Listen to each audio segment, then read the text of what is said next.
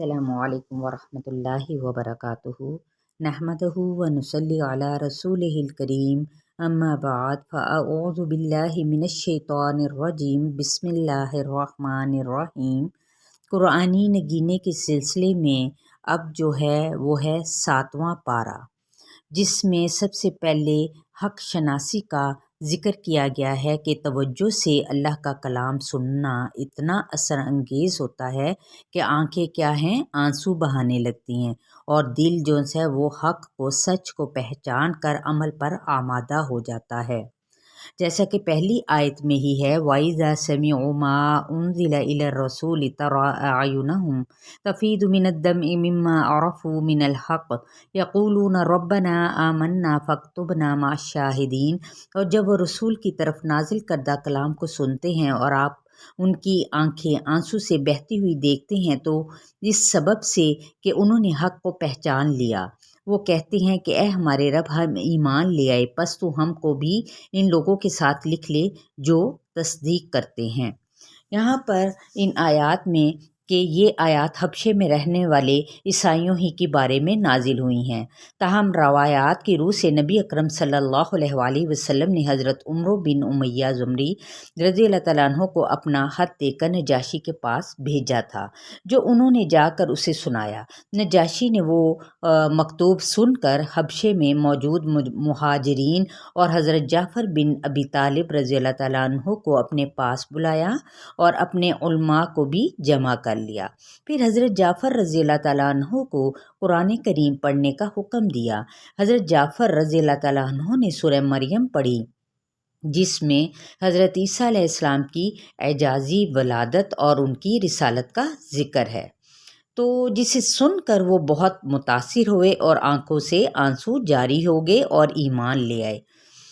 تو ان آیات میں قرآن کریم سن کر ان پر جو اثر ہوا اس کا نقشہ کھینچا گیا ہے اور ان کے ایمان لانے کا تذکرہ ہے۔ حدیث میں بھی آتا ہے کہ جب نجاشی کی موت کی خبر سنی، حضرت محمد صلی اللہ علیہ وآلہ وسلم کو اس کی موت کی خبر پہنچی تو آپ صلی اللہ علیہ وآلہ وسلم نے صحابہ رضی اللہ تعالیٰ عنہما سے فرمایا کہ حبشے میں تمہارے بھائی کا انتقال ہو گیا ہے، اس کی نماز جنازہ پڑھو۔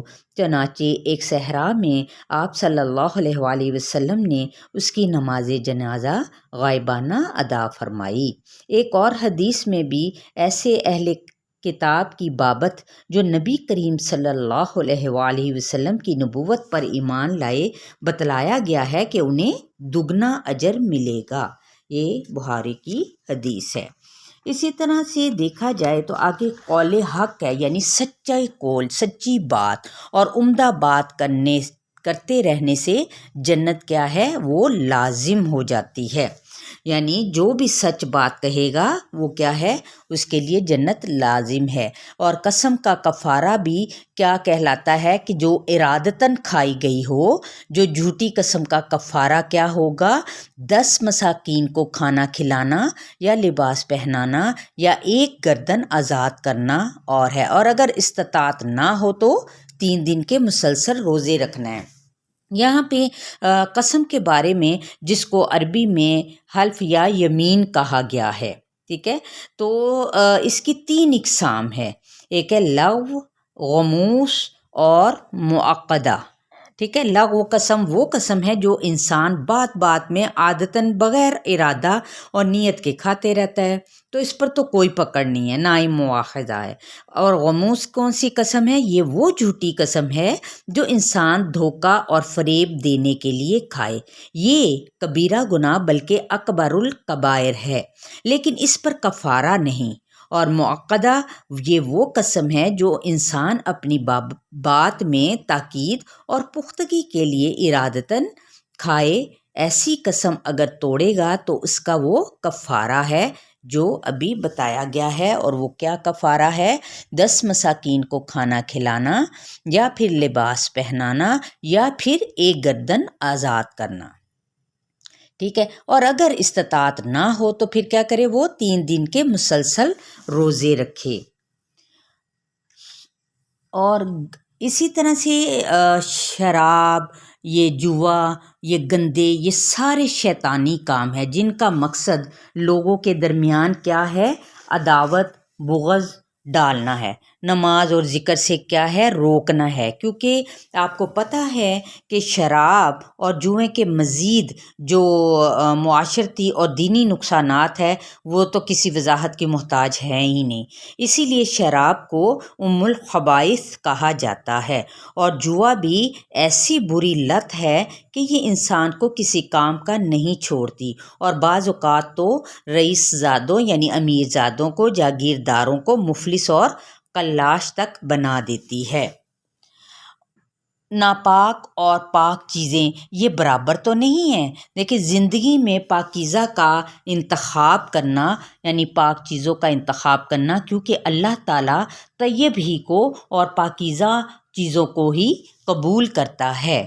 ہر حرام سے بچنے کے لیے ہمیں یہ دعا پڑھتے رہنا چاہیے اللہ کے حضور، اللہم اکفنی بحلالک عن حرامک واغننی بفضلک عمن سواک۔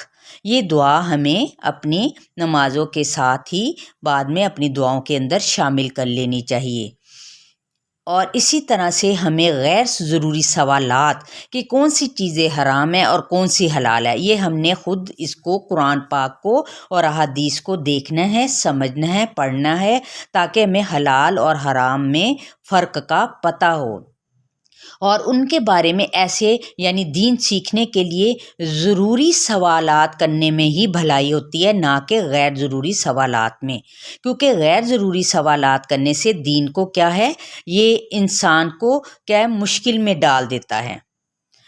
تو ہمیں اپنے دین کو مشکل نہیں بنانا اور نہ ہی اپنے عمل کے لیے اس کو مشکل کرنا ہے۔ ہمیں چونکہ فکر خود کو ہونی چاہیے، کیونکہ انسان کی کمزوری ہے کہ وہ اپنی غلطی نہیں دیکھتا، وہ پہلے اپنی اصلاح کی کیا ہے، فکر کرے، کیونکہ بعض لوگوں کے ذہن میں ظاہری الفاظ سے یہ شبہ پیدا ہوا کہ اپنی اصلاح اگر کر لی جائے تو کافی ہے۔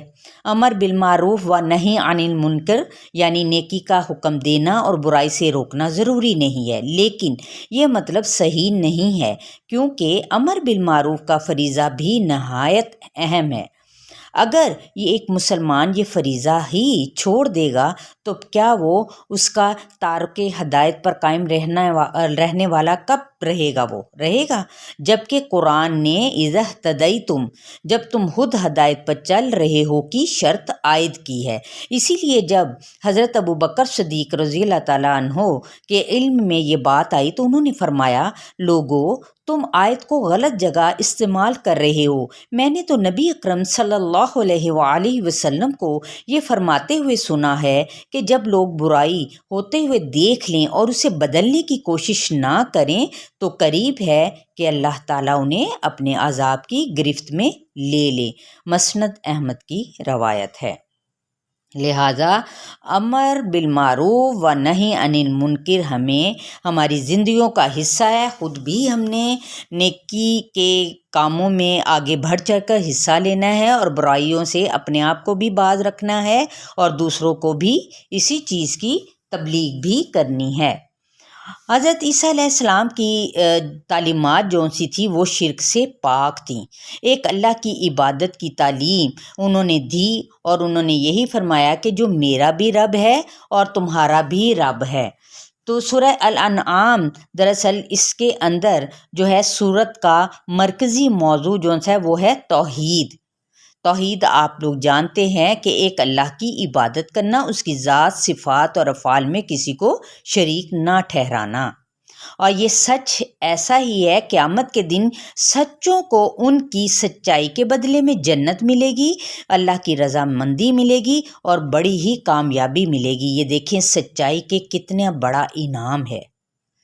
اب جو اللہ آپ کو پتہ ہے کہ اللہ ہمارے ہر حال اور ہر عمل سے واقف ہے، اس لیے چھپ کر بھی غلط کام ہمیں کبھی بھی نہیں کرنا چاہیے، کیونکہ آپ یہ اگر ذہن میں ڈال لیں کہ اللہ ہمیں دیکھ رہا ہے، اگر دنیا کی نظر سے ہم بے شک غائب ہو کر کمروں میں چھپ کر کوئی برائی کر بھی لیتے ہیں اور کرتے بھی ہیں، تو پھر کیا ہے، اس چیز کو ذہن میں رکھنا چاہیے، اللہ ہر جگہ سے ہمیں دیکھ رہا ہے۔ تو یقیناً اگر ہمیں اس چیز کا احساس ہوگا تو ہم برائیوں سے باز رہیں گے۔ اور اول مسلمان کیونکہ اللہ کی نشانیوں پر کیا کرتا ہے، وہ غور کرتا ہے، اور شرک سے برات کا اظہار کرتے ہوئے پہلے مسلمان ہونے کا وہ کیا کرتا ہے، اقرار۔ لہٰذا اللہ ہی تکالیف کو دور کرتا ہے، اور خیر پہنچانے والا وہی ہے، اور وہی الحکیم اور الخبیر ہے۔ پھر آپ یہ دیکھیں کہ نعمت کا ملنا، اللہ تعالیٰ ہماری تمام تر کمزوریوں، تمام تر گناہوں کے باوجود ہمیں نعمتوں سے نوازتا رہتا ہے۔ شکر گزاری پر نعمت ملنا اللہ تعالیٰ کی رضا کا، جبکہ نافرمانی کے باوجود نعمت ملنا یہ کس چیز کے مترادف ہے، ڈھیل دینے کے، کہ اللہ ہمیں ڈھیل دے رہا ہے کہ شاید میرا بندہ پلٹ آئے، لہٰذا ہمیں اس کی نعمتوں پر شکر گزاری کرتے رہنا چاہیے، اپنی آنکھیں، اپنے کان کھلے رہنے چاہیے۔ یہ نعمتیں، یہ بھی نعمتیں ہیں نا، کان اور آنکھ، یہ نعمتیں دینے والے کو پہچان کر اس کی توحید کا اقرار کیا جاتا ہے۔ آنکھیں دیکھتی ہیں، اس کی کائنات کی نشانیوں کو دیکھتی ہیں، پھر سنتی ہیں، نیکوکاروں کی، اپنے قرآن کی، حدیث کی باتیں سنتی ہیں۔ اور اگر کوئی جو کم دنیاوی حیثیت والے لوگ ہیں، جو رب کے قریب مگر دنیاوی لحاظ سے اگر وہ کم حیثیت ہیں، تو لوگوں کو خود سے وہ دور نہ کریں، کیونکہ یعنی جو حیثیت والے لوگ ہیں وہ کم حیثیت والوں کو اپنے سے دور نہ کریں، کیونکہ ایمان کی وجہ سے ہی وہ سب سے زیادہ قیمتی ہیں۔ جو اگر ان کے اندر ایمان ہے تو وہ اپنے سے کم حیثیت والے لوگوں کی مدد کریں گے انشاءاللہ۔ اور اللہ کی رحمت کا خاصہ بھی یہی ہے کہ جو لوگ توبہ کر لیں ان کو معاف کر دیا جائے گا، کہ جو آج سے پہلے اپنے سے کم تر لوگوں کو پیچھے رکھتے تھے اور وہ آج اس کو سننے کے بعد ان کو اپنے قریب کر لیتے ہیں، یقیناً اللہ تعالیٰ سے وہ توبہ کرتے ہیں تو اللہ انہیں یقیناً معاف کرے گا۔ العلیم ہے وہ، کیونکہ غیب کی کنجیاں یا بحر و بر کے خزانے، زمین پر گرنے والا پتا یا اس کی گہرائیوں میں جانے والا دانہ، سب کا جاننے والا کون ہے؟ اللہ رب العزت کی ذات۔ وہ القاہر بھی ہے، اپنے بندوں پر غالب ہے، جب چاہے فرشتہ بھیج کر روح کو قبض کر سکتا ہے۔ القادر ہے، اللہ اوپر سے یا نیچے سے باہمی فساد یا جنگ کی صورت میں عذاب دینے پر وہ قدرت رکھتا ہے۔ خشکی اور سمندر کی تاریکی اور ہر مصیبت سے نجات دینا صرف اسی کا کام ہے۔ پھر اس کو پہچان کر شرک چھوڑ کیوں نہیں دیتے ہم لوگ، جبکہ وہی قادر ہے، قادر مطلق ہے۔ توحید کی علامت بھی یہی ہے کہ حضرت ابراہیم علیہ السلام، جنہوں نے کائنات کا مشاہدہ کر کے اور حق کو پہچان کر صرف ایک اللہ کو اپنی توجہ کا مرکز بنا لیا، انی وجہت وجہی للذی فطر السماوات والارض حنیفا وما انا من المشرکین، کہ اپنا آپ انہوں نے سپرد کر دیا اللہ کے لیے۔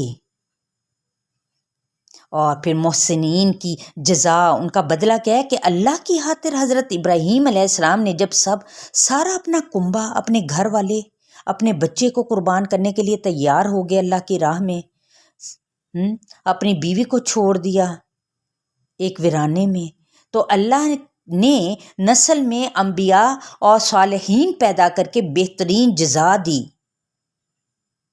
مبارک کتاب، دیکھیں قرآن کو پڑھ کر جو بھی عمل کرے گا اس کی زندگی برکتوں سے مالا مال ہو جائے گی انشاءاللہ۔ اور اللہ کی مزید صفات کیا ہیں؟ آسمان اور زمین کو نئے سرے سے وہ پیدا کرنے والا ہے، بیوی بیٹے سے بے نیاز، ہر چیز کا خالق، نگاہیں اس کو نہیں پا سکتی اور وہ نگاہوں کو پا لینے والا ہے، باریک بین، خبر رکھنے والا، اس سے اندھے نہیں بننا بلکہ پہچان کر بصیرت کا ثبوت دینا ہے۔ لا تدرکہ الابصار وہو یدرک الابصار وہو اللطیف الخبیر قد جاءکم بصائر من ربکم فمن ابصر فلنفسہ ومن عمی فعلیہا وما انا علیکم بحفیظ۔ تو آئیے ہم سب اللہ تعالیٰ کو اس کی آیات اور اس کی صفات کے ذریعے سے پہچان کر خالص توحید کا اقرار کریں انشاءاللہ۔ تو ہمیں اس کے نگینوں کو سمجھنا ہے، یہ موتی سمجھنے ہیں، سمجھ کر ان پر عمل کرنا ہے انشاءاللہ۔ السلام علیکم ورحمۃ اللہ وبرکاتہ۔